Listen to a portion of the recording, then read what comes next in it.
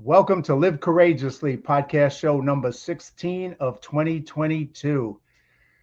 I chose the title of Live Courageously because that has been the conscious theme of my life for the last 2 years since the beginning of the pandemic in 2020.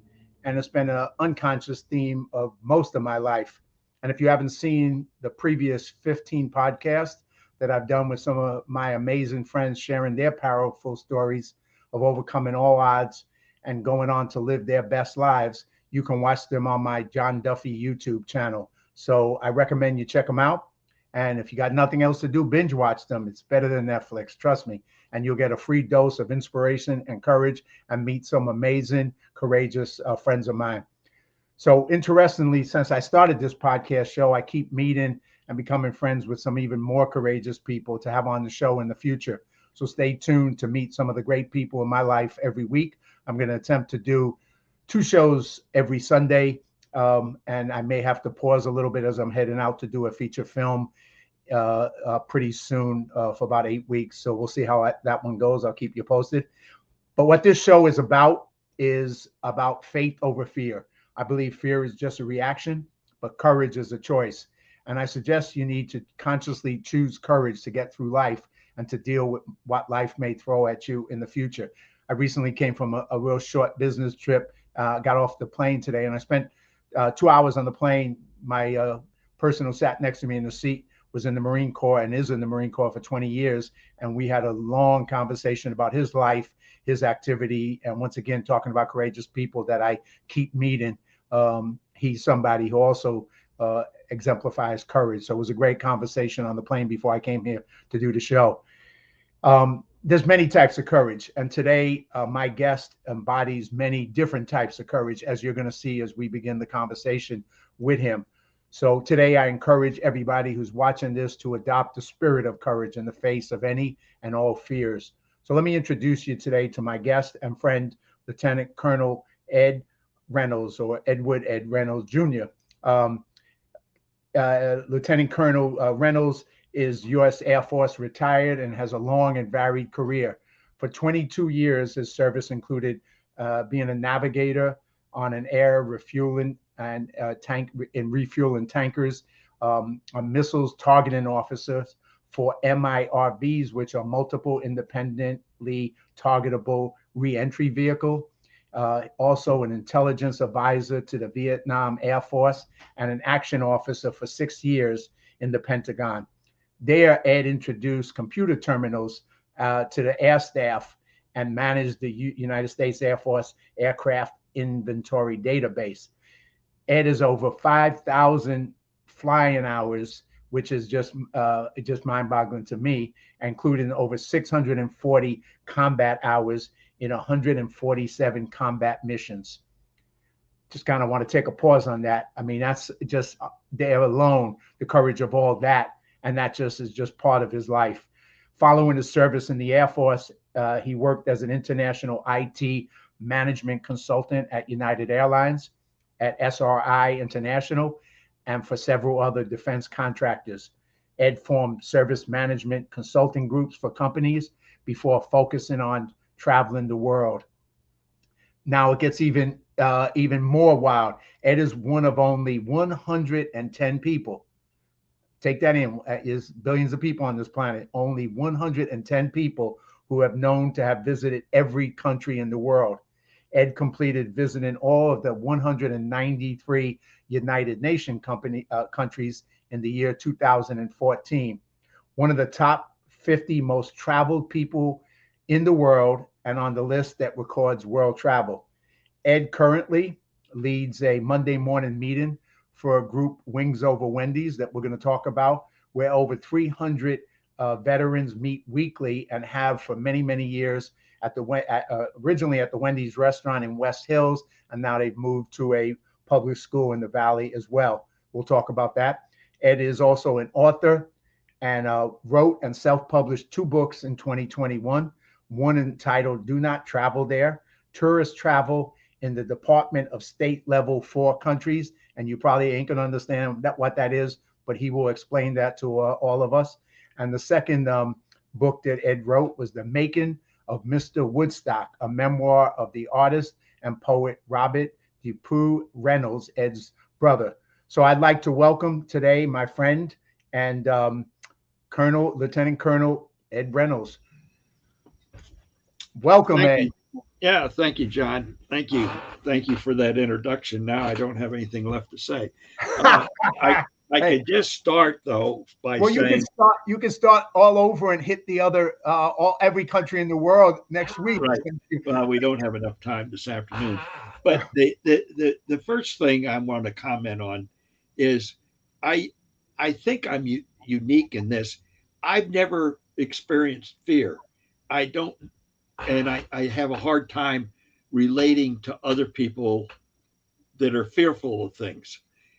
You can't really be uh, a fly in some of the planes that I flew in if you had fear, because you never knew when you went out there whether you're going to get back safely, and uh, and you couldn't bebop around Vietnam the way I did as the intelligence advisor to the VNAF, where I had to visit every uh, location that the Vietnamese Air Force had, plus all the ones the Air Force had in Thailand, to learn any good practices to recommend to the Vietnamese Air Force. So you can't be fearful of these things. You don't. It's not like, when you go to combat on the ground and you're going into a firefight, because the way I was traveling, it would be a total surprise. We would land and find holes in the plane that weren't there when we took off, and we, you just couldn't be fearful of these types of things, and that carries over into so many other, going to all the countries in the world. Um, there, some of them were very difficult to get into, as I've written in my book. Do not travel there. Uh, oh, I don't know Yeah, where. we're going to get to that in a minute. Hey, Ed, let me Yeah, ask you a question with that. So you're saying, and I'd like to take you back to your youth as to as a young person, and then why you joined the Air Force. But that attitude that you did not have fear was something you had as a young man, and then you took that into the military. Why? What was that about you that you were like, and what took you into I joining don't the Air know. Force, doing all I just I can't define fear, and I just don't. Uh, you know, go to the top of the Empire State Building. People didn't want to lean over. They were fearful, even though that you're safe. But I couldn't relate to that. So even growing up, when people will say, "Oh, I'm afraid of doing this. I'm afraid to get in that boat. I'm afraid to swim out there. There might be a shark or something like that." I said, "What are you talking about? I, I don't know how to define it." So, um, So you obviously did not, and for some people it's about overcoming fear, but in your case, you basically just had an attitude where you were willing to go forward and you didn't feel the fear. You just right, basically it was, and so that was a unique characteristic of who you are and were. Um, and that for people who don't know, I mean, when you were flying those planes, and let's go, and I'm gonna jump around and do it a little bit differently this time, but as you were flying those planes in Vietnam and on all those missions, we're not talking about the technology we have today. This is the technology we had back then, which was different too. So it was, I mean, for you to go on all those missions, there was danger, there was risk, whether you felt it or not, it was clearly there. And yet, you were courageous and you were somebody who went into it with that attitude because it was what you did. It was who you were as a pilot and a thing. Explain a little bit of that to the audience because a lot of what I want people to do is when you meet people, I meet people like you who I think are a role model of being courageous and being adventurous. I want to learn from that because I think that's how we learn to do those kind of things in our life. So tell us a little bit about that in your pilot in era in well, Vietnam. That yeah. was So I wasn't actually the pilot. I was the navigator, right. telling the pilot telling the pilots where to go. Right. So I told them the wrong direction, that it's on me if we get shot at. But the point is that I just uh, volunteered and went out of my way. When I got assigned to Vietnam, I had um, a top secret ESI, expanded background check, clearance from my missile targeting days at SAC headquarters, and they said, well, first of all, I wasn't supposed to go to Vietnam because of the clearance. I was supposed to just get my ticket punched over in Thailand, and I begged a colonel that I knew in Saigon to get transferred to Vietnam. And then it was at the very last minute that they had this vacancy to work with the Vietnamese. And then I said, oh, I said, yeah, okay, that'll be interesting. And uh, and then when I started finding out about it, I went to the general and said, you know, I've got this clearance and I'm not supposed to be traveling around uh, in the country, but I can't really do my work without traveling around there. And he says, yeah, technically, I'm not supposed to allow you to do that with that clearance, but uh, if you're not afraid, I'm not afraid, and and go and do that. You know, uh, you can go get a cyanide pill issued at the pharmacy, but I didn't do that. You know, if you get captured, you're not supposed to speak uh, about all those secrets. But I'm dyslexic, and I I wouldn't have been able to spill a lot of beans anyway because I couldn't explain the names of the Russian cities or the Chinese cities that we were targeting. So if they were trying to say what's the U.S. plan to bomb our country, I'd say, well, yeah, I know Moscow. Well, everybody knows that we're going to bomb Moscow. I can pronounce that, but all those other countries, I still can't pronounce them. Even when I travel to them in my world travels, you know, like I took the train um, across Russia, and we kept getting off at all these places that I, in retrospect, targeted years ago. But I still can't pronounce the names. Well, here's the thing too. You know, I met somebody this weekend who, for those who don't know, and I didn't know, but what you just talked about, Ed, about that you weren't supposed to be there because of your security clearance, and he told me he was the same. In his case, he wasn't shipped over to the war zone because of that. And he said the reason, which was news to me, was because you had too much valuable information, or at least they believed you did. So if you were captured, that was why they didn't want you in that thing. That's correct, right? But you Right. you Yeah. talked your way into it, and you ended up there. And what does that mean? You were trained in the Vietnamese Air Force. In what capacity, and what did you do with them? Well, uh, I was the interface between the Vietnamese and the U.S. So our group was actually stationed out of uh, Washington D.C. So we weren't reporting to anybody in uh, outside of our own little group, which was led by a two-star general, but we weren't part of Seventh Air Force or PACAF or MACV or any of that Army and Air Force structure in Vietnam. We were we were supposed to be the advisors to the Vietnamese, and that really meant um, the interface to represent them with the U.S. forces and to get things for them because it was during the Nixon drawdown, and I really believed in that of turning the war over to them. So I was doing. What years was that in? It was 72. 72. Okay. Uh-huh. So I was turning. I was doing everything to make them self-sufficient. Now the irony of it is that the colonel that I was advising he outranked me, and he had been not only attended all the U.S.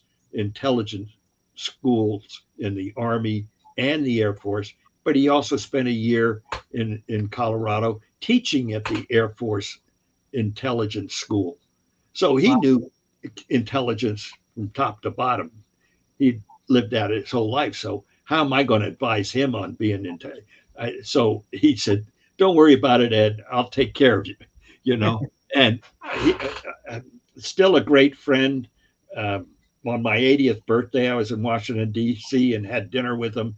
He's still alive um, in Washington. Spent 25 years with EDS, uh, and a great individual. But uh, going back to the original theme, it's just that I didn't I didn't show fear, and I didn't use that as a cop out to say, "Oh no, I can't go on that mission." And I'd actually go the opposite. I volunteered to fly with the Vietnamese themselves. I flew into Cambodia. We weren't supposed to be in Cambodia, but I'm not with a U.S. plane. I'm with the Vietnamese crew uh, as to be able to report back. This is what the Vietnamese do on their missions, and I flew on their missions to adequately determine whether they there were improvements that they could make, that I could help them make those improvements. How rare was that for an American like you to do something like that? How rare? Well, I mean, um, the advisory group actually been around since the beginning. With under They were the first people to go over there, were advisors back in the early 60s. Uh, but a lot of them were by the time I got there were just paper pushers, and they didn't volunteer to go out in the field unless they absolutely had to, or to fly with the Vietnamese unless they absolutely had to. There was a few of us that had no fear and lived courageously, and the Vietnamese really appreciated that, because we really did um, get involved with them, and felt their pain, and I often went to uh, Vietnamese functions. I'd be the only Caucasian there, Wow. and fortunately, most of their intelligence officers had been trained in the U.S., so they all spoke English, So I wasn't. Uh, I did carry around a lot of the time a sergeant who had been trained in the Vietnamese language, and I didn't tell them that he understood Vietnamese. So they'd give me these briefings, and then he'd tell me what they were saying backstage, you know, that, so I knew who was BSing me and who wasn't in my reports, you know. But And you flew 147 combat missions. What over what period of time? And give us some perspective on that too. yeah, Because I mean, that's a lot. That seems like a lot of missions to me as a civilian. well, a lot of those started in the air refueling business. When I first went over in the 60s, I was temporarily based in Okinawa, and I would fly on the missions that refueled the B-52s that were flying out of Guam. So, um, and then uh, I would pick missions specifically to travel. I've had this bug of traveling all the time. And so I had the choice. I could go on a mission that went out there, refueled, and came back in to Okinawa, or one one flight every day uh, would go on to the Philippines and stay there until the B-52s were coming back, and just in case they needed to be refueled on their return to Guam. So sometimes I take that mission, and the other times I take the mission where the guys would go on to Thailand after refueling the B-52s. And so I spent, and so as soon as you get over the Vietnamese area, then it becomes combat hours. And then all the hours in Vietnam that I flew all over the place were considered combat hours. And like I mentioned earlier, you get shot at, and you'd see the fire coming up from the ground. And I just was, knock on wood, lucky enough that it didn't hit us and shoot us down. Uh, so that's so it's not the same kind of uh, combat hours that say the F4 guys that were striking North Vietnam, where they knew they were going to be uh, SAMs shot at them and everything, and they'd just be lucky that they got back alive. It wasn't that kind of an missions. We were transport planes, I flew and helicopters uh, doing hops in between the different bases, and that was all considered combat time because you could get shot at. I got wounded in one mission over there, uh, but they didn't give me a Purple Heart because I was the wound was because my plane was exiting um, our orbiting point, and our relief plane that was supposed to pick up the orbit came in at the wrong altitude, and we almost had a midair collision, and our plane dropped down, and I was the staff officer, so I went in his seat, and I went up into the ceiling and gashed my head open, and, Mm. and it was over enemy territory. And the doctor that treated me says you're eligible for the Purple Heart, but when we put in the paperwork, they said no. Aircraft accidents, if you're hurt inside the plane without it being a bullet, um, so that's the same as if a fighter pilot was trying to dodge a SAM and hit his helmet on the side of the uh, cockpit and injured himself.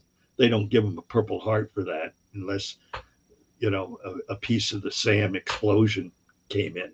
Got it. So yeah, you know, So, so after that, you come back and you mentioned, and we'll talk about too when we talk about your writing as being dyslexic, but you come back out of Vietnam and you're working in the Pentagon, and you introduce computer terminals to the air staff there, which yeah, nowadays is like for a lot of us and people who are in this area, you're like, really? I mean, yeah, they didn't have computer terminals. right. When I So went into the Air Force in 1950s, there weren't any operational computers in the Air Force. About the first year that I got in, they came up with um, the first computer terminals for air defense, um, and they built these big uh, radomes all over the coast, which are still are there today in a lot of places like out of Cape Cod and stuff. And then they came in about the second year I was in the Air Force. They got a small IBM computer. Well, no, they weren't small, but they got an IBM computer to come in and do the supply logistics support. So it wasn't until the middle of the '60s that I I even knew saw a computer. It was always in the back office. But when I got to SAC headquarters, I had to get trained on computers uh, because the MERV missile um, can't be targeted by just drawing a string on a map because if they were carrying three warheads. So if you wanted to go to Crimea, as an example, you had to drop the first two warheads off in St. Petersburg in order to get the range for the third one to go all the way down to the Black Sea. So that was big computer problem that I started working with TRW on, um, and we were using a CRT, and everybody else was using key punch. And when I got to the Pentagon, they ran what they called budget exercises, and the action officers had to fill out creation sheets, and I had a young lady that sat in a vault, and she'd get that, and she'd type it in, uh, and it would go down to the computer, and it would take. Then the next day, I had to deliver the printouts to the guys, and they'd say, "Oh, hey, she marked that up wrong." It took 3 days to do one exercise. So I went to the general and I said, they've got this thing called CRTs where they don't have to fill out forms. You can just fill it out on the screen, and then it goes down there right away. And you could cut 3 days down to one. And how much is it going to cost? And I told him, and he says, do it, Reynolds, do it. So I got the air staff to put these things in, and then the budget guy said, "Hey, that sounds like a good idea. Let's do it over in budget." And so then uh, we rolled it out in the budget. Now, 5 years later, the PCs, we're talking late 70s. So when I got out in 79 and went to work for United Airlines, it was in Silicon Valley and San Francisco, and they were just coming up with the Apple computer. And I actually sold part time. I was a part time salesman for the Apple II computer at the time, because I was convinced that I wrote a paper in 1969 that predicted that every home would have CRTs like their TV set, and that they'd be able to they could sit in a home and access the library, every book in the world. And the professor gave me an F for the idea. He thought that was too wild an idea that would never happen. And now, was that the same professor that said FedEx was never going to happen too? Right. And they got it. But he's also the same guy that was an active duty colonel teaching night school. And they sent him to Thule. He wasn't the brightest guy in the group. But you saw some of that, obviously bringing CRT into the Pentagon, seeing that with Apple, seeing that the computers were going to be, in everyone's house. I mean, you had that advanced vision of that because of what you did. And then you worked in, coming out of the military with all these defense contractors, United Airlines, SRI. So you were working on a pretty I should be wealthier, because I got in on the ground floor. I had all these ideas, but I never, as an example, I wrote a spreadsheet when I was in the Pentagon, like Excel. I never thought of commercializing it, right? But I used it for our own office work. I'm where the term help desk.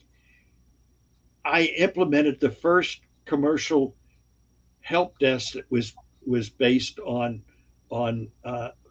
PCs. When they had a rudimentary one on the mainframe, but that was a dumb terminal. You call the guy up, and he couldn't pull your record up right away and see the details.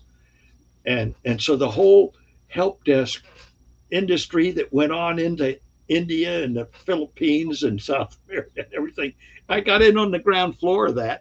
I didn't make any money off of it, but well, you were still ahead of your time with all of that, which is pretty amazing. Some of the stuff, your experiences, and I we'll talk later. I know when I met you for the first time and heard some of them, I was just pretty blown away and impressed by all, the amount of things that you've done in your life.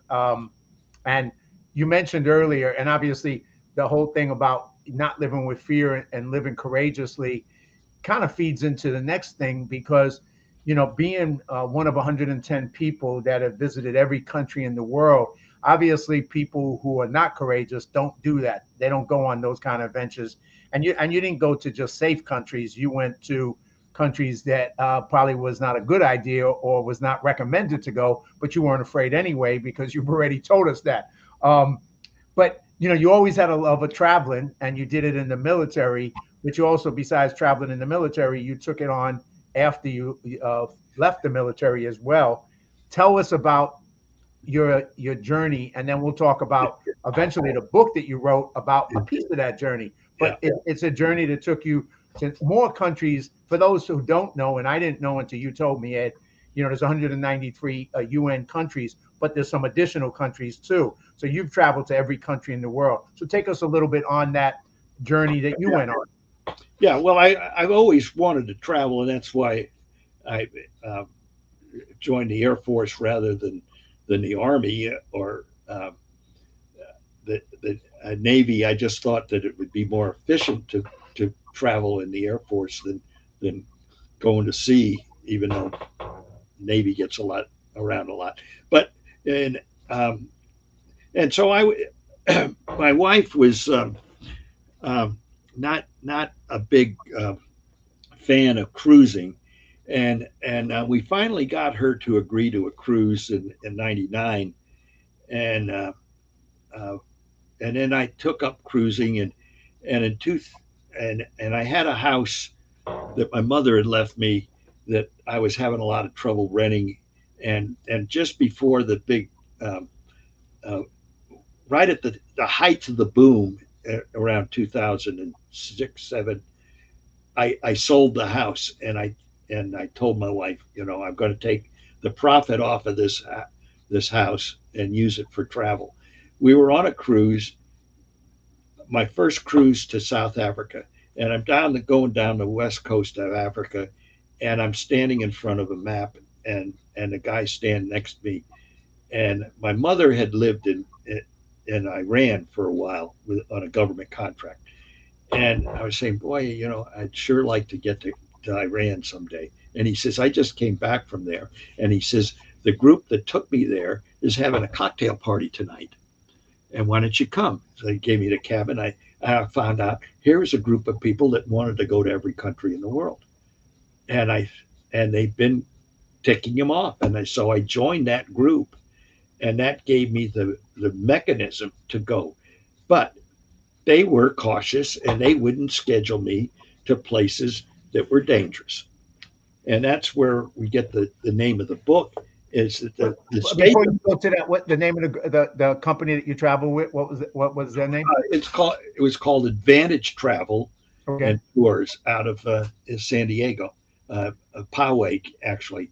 And so you went on a lot of travel with them, but then, like you're about to say, so take us further. You're about to but they didn't want to take the risk or the liability of sending me to some of the risky places. I did go with them to North Korea. That's a whole chapter in the book. That was fascinating. Well, you're going to have to tell us a little bit about that in a minute, but not the whole chapter, but a little bit. But keep going where you're going with. Right. But there's an organization called the Travelers Century Club that was founded in Santa Monica, and the chairman at the time, it was German, and he had contacts all over the world. So there were the State Department gives you 4 levels of caution when you get a visa, and level 4 is do not travel there.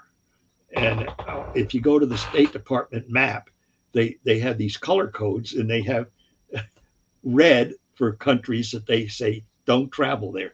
That's why the name of the book. So Klaus was able to get me into like Libya. I've got a lot of friends in that Advantage Travel Group that have been to 192 countries, but they've never been to Libya because you can't get a visa to Libya. He was able to get me a work visa. So I went in there theoretically as a worker. Now, What year? this was in 2006 or something. 2006 and something. Okay. 13. No, it's a little later than that. Later than that? Yeah. And the same thing that he got me into Yemen and Mogadishu in 2013. And those were places that Advantage Travel would schedule me in. And you go in as on a work visa with a hope, and then you go to those great ruins, and the tour guides there, they haven't had a tourist since Gaddafi was killed, and they just rolled out the red carpet and gave me private tours through all those old Roman places because they're still trying to do business with locals, and that was fascinating. But on the way to the airport to leave there'd been the night before there was a lot of gunfire, and the guy, and we were going by cars burned out. He says, "Oh, they only killed 32 people last night in the in the firefights in Libya." Now, of those level 4 countries, and you speak about them in the book, obviously North Korea, Libya, Yemen. What other countries are level 4 that you write about in the book? Well, yeah, and it goes up and down. There's more on the list now than there was back then. But when you were traveling, there was a little less of them. Gotcha. Yeah, South Sudan, of course, Iraq. We were the first American tourists to go into Iraq after the Iraqi War. Wow. Syria, Jordan, Iran, Afghanistan, Pakistan, the Mali, got caught in a war in Mali, and Cuba, which is difficult to get into, and North Korea. So I had kept a journal, and so people kept asking me questions about those countries, and finally one person says, "Why don't you put a book together on that?" And so I went in to all my journals. So that first book was pretty easy to do, is just taking those journals and editing them and formatting them into a book. And that book, Do Not Travel There, is on Amazon. So anybody who would like to read about Ed's adventures in those level 4 countries can read the book and get the book on Amazon. Do Not Travel There. So yeah. So Ed, of all those countries, like you said, there was obviously danger in all of them of different types. Each place was a little different, each depending on the time, I would imagine. What was maybe some of the more surprising things that you experienced in those countries, that be given somebody with your wealth of travel, you know what I mean? Yeah. Well, Yemen was one of the most fascinating. I mean, I don't know how much you know about Yemen, but there are these apartment buildings that date back to the 13, 14, 15 centuries, built on the side of mountains there, and that sort of thing. And then they've got Scotia Island, and I went out to the island there and ran into a couple of young ladies from Stanford University sweatshirts and said, "What are you doing here?" And they said, we work for the State Department in Washington, D.C. This is the safest place for women to travel in the world. Nobody knows about it. Beautiful beaches. And they just roll out the carpet for tourists. And there's not that many of us. And so that was a big surprise. Yeah. And very safe. But the mainland it's got all these fighting. I'm in a having lunch one day with a tour guide, and this pickup truck drives in, and we're sitting on a balcony on the second floor overlooking the parking lot, and the guys have a gun rack on this pickup truck, and they take the guns out of the rack and walk into the restaurant, and they sit down and put them on their lap, Huh. pointing at me. And Wow. I told my tour guide, I said, I got to go to the bathroom. I left. He must have said something to him. When I came back, they were up against the wall next to him. But that was, and the thing there, it's surprising in Yemen. There's this um, narcotic that is very prominent in that region of the world called cat, KAT, and beautiful overlooking the city type of place that you would take your date when you're in high school to park at night. You go up there and it's all men up there chewing this cat or Huh. smoking this cat. They're all higher than a kite. You know, Wow. you're taking your life in your hands to just drive up there after at sunset. Uh, and that's a big surprise. Molly, I'm sitting there in the airport and I'm reading it on my cell phone, the New York Times. The U.S. isn't going to get involved in this, and I'm saying, looking out the window, and I say, yeah, that's a an Air Force C-17 from and has the state of Washington on the tail. What do you mean we're not being involved in this stuff? And the U.S. for NATO was supplying the NATO guys with supplies. You know, a lot of craziness in traveling in some of these countries. The South Sudan. Had just broken off from Sudan and just overrun by NGOs and contractors and stuff like that. It's just nuts. But they wouldn't let us take pictures. Wow. We're uh, and I was in charge of the group at that particular thing, and and they wanted to arrest one of the women with me that just wanted to take a picture of the terminal when we came out of baggage control, and Huh. just thought, hey, here's a picture of the name of the city up there over the terminal, and and we go to the restaurant that Teddy Roosevelt and his son went to after Roosevelt was president when he was touring Africa, and it was and he'd spent a night to this place, and she wanted to take some pictures in there, and they they about threw us in jail. What the hell for? We didn't. It's just a lot of little crazy stuff like that. Well, it obviously you've lived a life that doesn't get covered in an hour, but I'm gonna try and take us through the rest of some of the things you've done for the last 15 minutes we got. The other, besides writing this book, which is called "Do Not Travel" on Amazon, about going to those particular level 4 countries.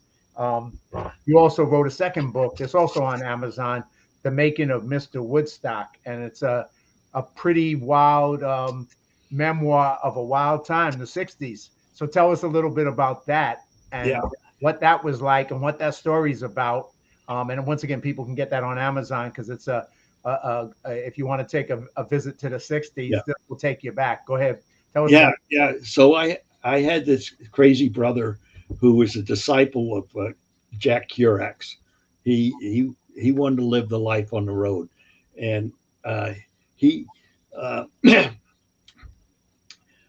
was very successful in high school, in growing up through high school, president of his class all the time, and won awards for his writing and uh, his artwork, and went to Colgate, and all of a sudden wasn't the big man on the campus, and could not quite handle that, and got kicked out of Colgate and joined the Marines, and why the Marines, and finding out that that uh, all his fellow Marines hadn't even gone to college.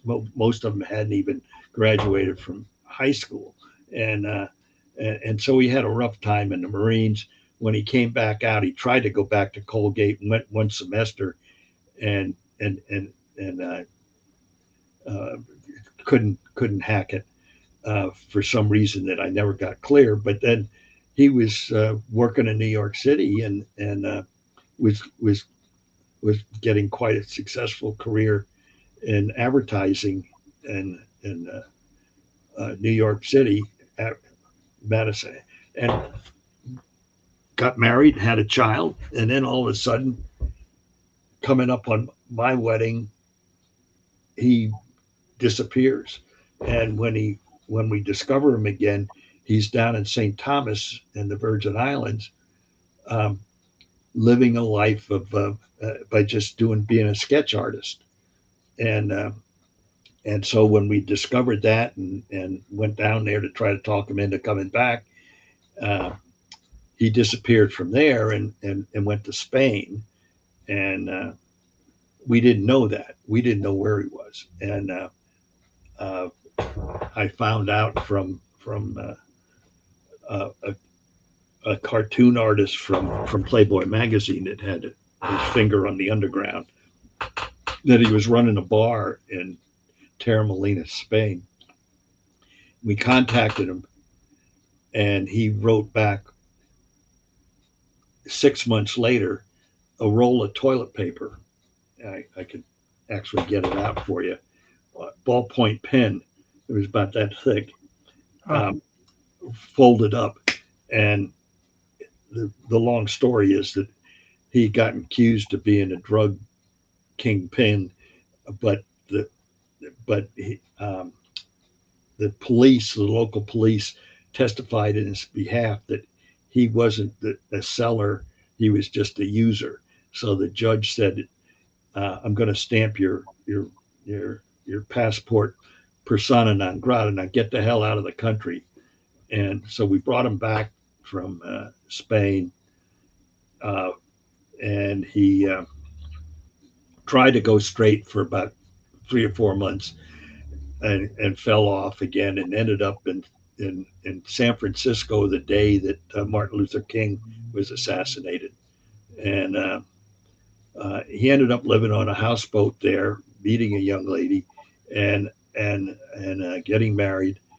And then a year later, after the first child, he heard about Woodstock needing people to work for the concessions there, and uh, he got over to Woodstock and worked the concessions, and then stayed with that hippie group for a couple of years. When I went to Vietnam, I ran into him in San Francisco, and I said, "What are you doing here?" And he says, "They kicked me out of the commune because I couldn't perform.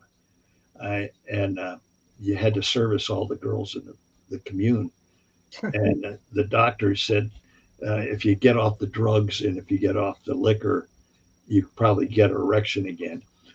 And so he joined AA, and he went back to Woodstock for a reunion of the people that had put it on, and just stayed there and became the town character. And when he died, which was as a result of a unfortunate accident, uh, at the funeral, they called him Mr. Woodstock. Mr. Woodstock had passed away, and that's the name of the book. Uh, he was in the Woodstock Times 140 times uh, Wow. in the 10 years that he was in Woodstock.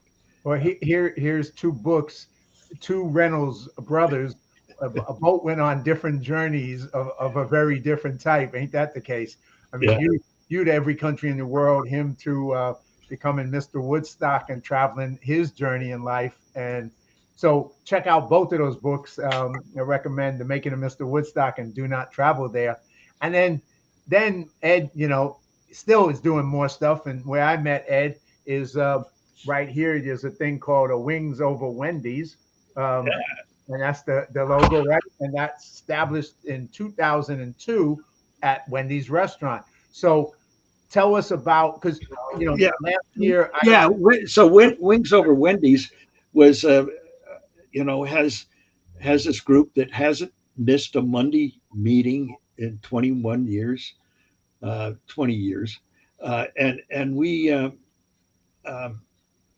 and when I'd come back from these travels, I would talk to them about Iraq and North Korea and stuff like that, which I thought was they'd find interesting. And because of my writing those journals, I started helping them with the newspaper. And then the guy that was publishing the newspaper got ill, and all of a sudden I'm now the publisher of the newspaper. So I've got the newspaper, and I've got and then the guy running the meetings asked me to help out a couple of weeks a month, and so I would run the meetings and learn how to run the meetings. And then he passed away, and I'm now, as I call myself, the stuckee. It's not a it's not a an elected position. We're not a 501c, surprisingly, because nobody wants to be involved in the paperwork that you'd have to go through, keep minutes and register with the state and all that kind of stuff.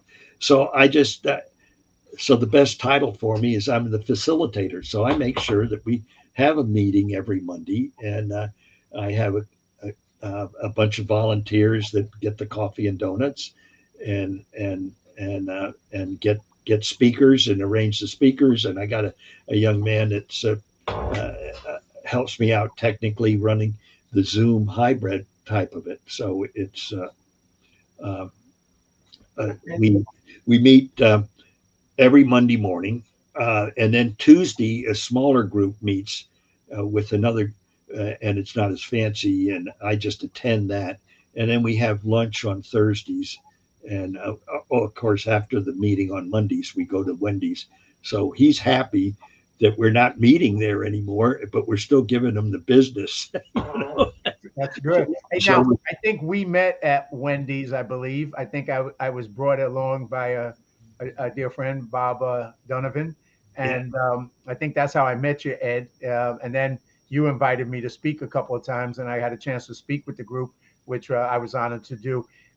What is the group composed of? You said 20 years of meeting every week. It's not even an yeah, official nonprofit. Who comes yeah. So it started as aviation aficionados, and that's a little bit how they came up with the name of Wings Over Wendy's, because there's a air shows throughout the United States are always wings over, like locally here it's wings over Camarillo, right? and so they called themselves Wings Over. And then they weren't all pilots, but they were aviation uh, passengers, interested artists, anything to do with aviation. And then it expanded, and then it became open to uh, it's open to anybody, really. And some of our most ardent supporters are like widows and veterans. And now I say that the theme is to attack loneliness. And Mm, so it's the whole idea is you start the week Monday morning, you go to this meeting, and that gives you and it gets you out of bed for the rest of the week. You can sleep in on the weekends, but Monday morning, get up early, go to Wings Over Wendy's, and that sort of sets the schedule for your week. And so now uh, we've got guys that have never been in the military, never even flown on airplanes, uh, attending it regularly. It's a camaraderie, uh, a supportive group, and that's the main thing. Now, Well, some of the things that I was just so impressed by, obviously, there's so much of the group, but during the COVID period, two things happened. Obviously, you were able to pivot to technology and keep everybody together. A lot of old people in their 80s, 90s, and keep them together every Monday morning on Zoom. And you'd have like 75 people, all these folks, on Zoom, having a Zoom conference when things were shut down. And then as soon as you could, you open back up again and went with a hybrid a version of back in real life, seeing each other, and then some people on Zoom as well. So I was impressed by the way you pivoted to do all that, but then I was also impressed by the courage of these people who came back out and came back as soon as they could to be back face to face with each other and to have that. And that says a lot for the camaraderie of the group and how important the group is to these folks. But maybe you want to speak to those things. Yeah. I mean, we're now opened up. I've got regulars from all over the United States and occasionally from all over the world. I got 2 or 3 that come in from England and that have heard about us and as an example, one of our members, female, World War II type, turned 100 years old yesterday, and they had family had a big party for her, and there was probably 20 Wings Over Wendy's people there to support her because she's a regular, sits up front every week. And we just had a gentleman that turned 100 in June that we had a party for. Unfortunately, his daughter just passed away, and she would bring him to the meeting. So we got to figure out how to get him to the meetings again. And we've got actors like Jimmy Weldon, that's 99, that comes to the meeting. Has been for years. He always gives us the Pledge of Allegiance, and we've got a young high school girl with a beautiful voice, and we recorded her singing the national anthem. And if you haven't ever seen Jimmy's dedication to the flag that he does, it's just one of the most amazing things you could ever see. It's such a powerful presentation honoring the flag. And he's 99 years old, I believe, Jimmy, right? Yeah. So Jimmy, and so you can check out Wings Over Wendy's online. Anybody wants to check them out and take a look at what they're doing. And also, like I said, check out Ed Reynolds' books on Amazon, Do Not Travel There, and The Making of Mr. Woodstock. And once again, Ed, I mean, I think, we started out with you talking about you being fearless and living courageous. And I just think the reason I wanted you on the show, because ever since I met you, just fascinated by the amount of life you've had, but just the way you've embraced it with humor and with courageousness and adventurousness. I mean, I think you're a role model for people to, and like you said, with this group, you inspire them to come every Monday morning, not be lonely, start their week off, and you inspire them in that way as too at Wings Over Wendy's. So I'm honored to know you and call you a friend. And, I think you're a model for the kind of way people need to live in this world courageously. Anything you would like to close out with or say to the people watching it, Ed, beyond what I just touched on? Well, don't be fearful of things, look at the facts.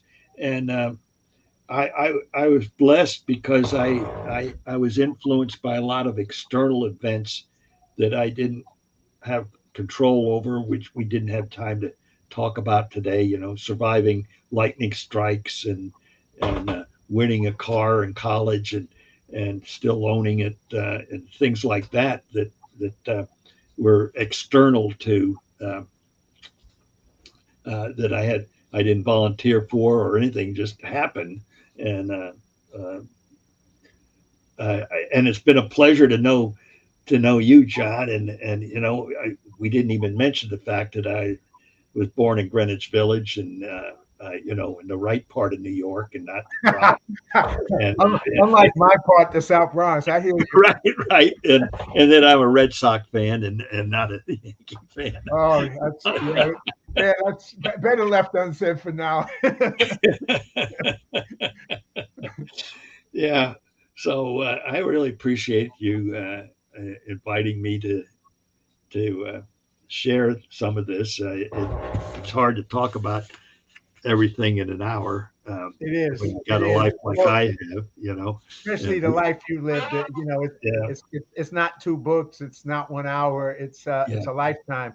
And yeah, the good thing too for everybody who's watching is Ed's still doing so much, like with Wings Over Wendy's and doing all kinds of other events and supporting people. And so he's still out there active. And if that's not a lesson for you, it's like if you're not active and you're not doing stuff, get out there, start doing stuff. You can, you yeah. know. I got two more books now before you publish your first one, so I got to write those two. This is one thing I do. This is wrong because he's put more pressure on me than is right because he got his 2 books done. I'm still working on it. All right, I'm getting there, Ed. I'm getting there. Well, But you've given me some good inspiration. And matter of fact, I'm working on getting the first one published, and I may have opened up the door this weekend. So I'll keep you posted, but I'm not sure I can catch up with you. I'll do my best. I'll try. okay. Well, Ed, thank Ed, you. thank you so much for being on the show. Thank you for sharing your journey, and thank you for telling people about how they should be fearless and live courageously. And keep doing it. And anything I can do to support you, what you do, I will.